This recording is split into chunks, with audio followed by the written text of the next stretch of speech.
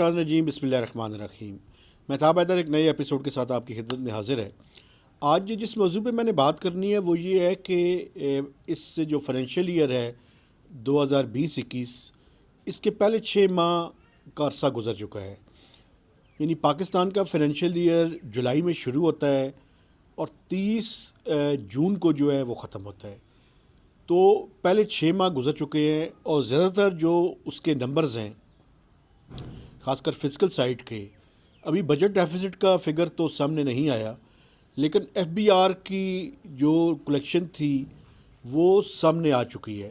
پہلے 6 ماہ میں جو ایف بی آر نے گروتھ حاصل کی ہے وہ تقریباً 5% کے لگ بھگ ہے، اور اب سیکنڈ ہاف میں یعنی جو 6 ماہ باقی رہ گئے ہیں اس میں اتنی بڑی ان کو گروتھ چاہیے، جو کہ میں سمجھتا ہوں کہ اب کلیئر ہوتا جا رہا ہے کہ میکسیمم جو ایف بی آر کی کلیکشن ہوگی وہ 4.5 یا میکسیمم 4.6 سے زیادہ نہیں ہو سکتی، اور جو ایف بی آر کا ٹارگٹ ہے وہ 4963 ہے۔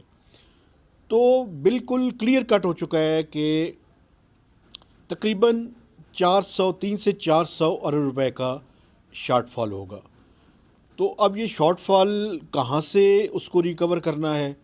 وہ یہی ہوگا کہ آپ کو اپنے ایکسپینڈیچرز وہ کم کرنے پڑیں گے، تھوڑا سا فزیکل ڈیفیسٹ 7 سے یعنی 8% پہ چلا جائے، اور کچھ اخراجات آپ کم کریں، اور وہ آسان طریقہ یہی ہے کہ پبلک سیکٹر ڈیولپمنٹ پروگرام کو سلو ڈاؤن کیا جائے، اور بظاہر یہ کہا جاتا رہے کہ جی ریلیزز ہم پوری کر رہے ہیں، لیکن وہ ریلیزز میں جو ایکچوئل یوٹیلائزیشن ہے اس میں تقریباً کوئی 100-200 روپے کی کمی کی جائے۔ تو یہ تو ایک اسٹریٹجی جو ہے وہ نظر آ رہی ہے، اور دوسری طرف پی ڈی ایم کی تحریک جو ہے وہ آپ کو پتہ ہے کہ بالکل اب اپنے فائنل راؤنڈ کی طرف گامزن ہے، جس میں انہوں نے 30-31 جنوری تک کی ڈیڈ لائن دی ہوئی ہے، اور اس کے بعد وہ دیکھ رہے ہیں کہ کب انہوں نے اپنے استعفے پیش کرنا ہے اور اسلام آباد کی طرف لانگ مارچ کرنا ہے۔ تو یعنی اگلا مہینہ 1.5 مہینہ جو ہے پولیٹیکل انسرٹینٹی میں مشکل نظر آ رہا ہے کہ آئی ایم ایف کا پروگرام اس عرصے کے دوران ریوائیو ہو، لیکن اسی عرصے کے دوران شاید بجلی کا پہلے فیز کی قیمت جو ہے وہ حکومت نے چونکہ طے کیا ہوا ہے وہ بڑھا لی جائے۔ تو ایک طرف تو یہ اکنامک ریئلٹی تھی جو آپ کے ساتھ شیئر کرنی تھی۔ ایک دوسرا ایشو ہے جس پہ میں نے بات کرنا چاہتا ہوں، وہ ایک بڑا ہی افسوسناک اور اندوناک واقعہ ہے۔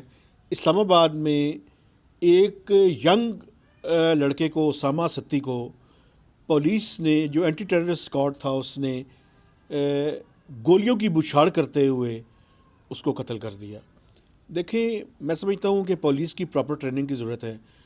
پہلے تو اگر وہ فرض کیا نہیں رکا تو آپ کو اس کے ٹائرز کے اوپر اپنے برسٹ کے فائر کرنے چاہیے تھے۔ یہ کوئی طریقہ نہیں ہے کہ آپ متعدد گولیاں اس کے جسم میں اتار دیں۔ یہ بہت بڑا سوالیہ نشان ہے پولیس کے پروفیشنلزم کے اوپر۔ آپ کی پروفیشنل ٹریننگ نہیں ہوئی تو حکومت ذمہ دار ہے کہ وہ پروفیشنل ٹریننگ کروائے۔ ان گولیوں کو دیکھ کر تو اس طرح محسوس ہو رہا تھا کہ جس طرح اس نوجوان کے ساتھ ان کی کوئی ذاتی چپکلش یا دشمنی ہے۔ یہ کسی صورت بھی قبول نہیں کیا جا سکتا۔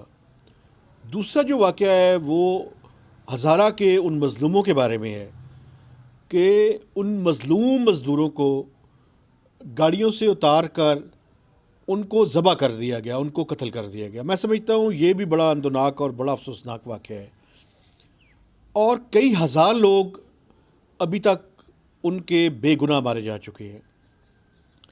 میں اس ملک کی جو مقتدر قوتیں ہیں ان سے یہ سوال کرتا ہوں کہ اگر آپ انصاف نہیں دے سکتے اور ایک چھوٹے سے علاقے کی سیکیورٹی کو انشور نہیں کر سکتے تو کیا جواز ہے آپ کے ان عہدوں پہ بیٹھنے کا؟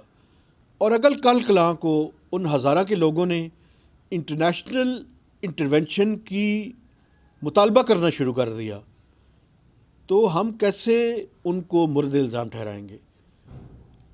کوئی جسٹیفیکیشن نہیں ہے۔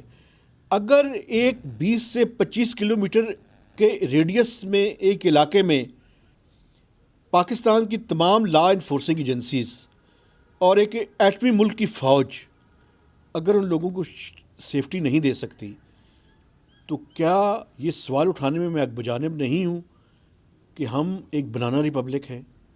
ہم جیسے لوگوں کو اگر آپ غلط ثابت کریں اور اس ملک کی سیکیورٹی پہ کمپرومائز نہ کریں تو آپ کی بڑی مہربانی ہوگی۔ ان دو موضوعات کے ساتھ مہتاب حیدر کو ایک نئے ایپیسوڈ تک اجازت دیجیے۔ خدا حافظ۔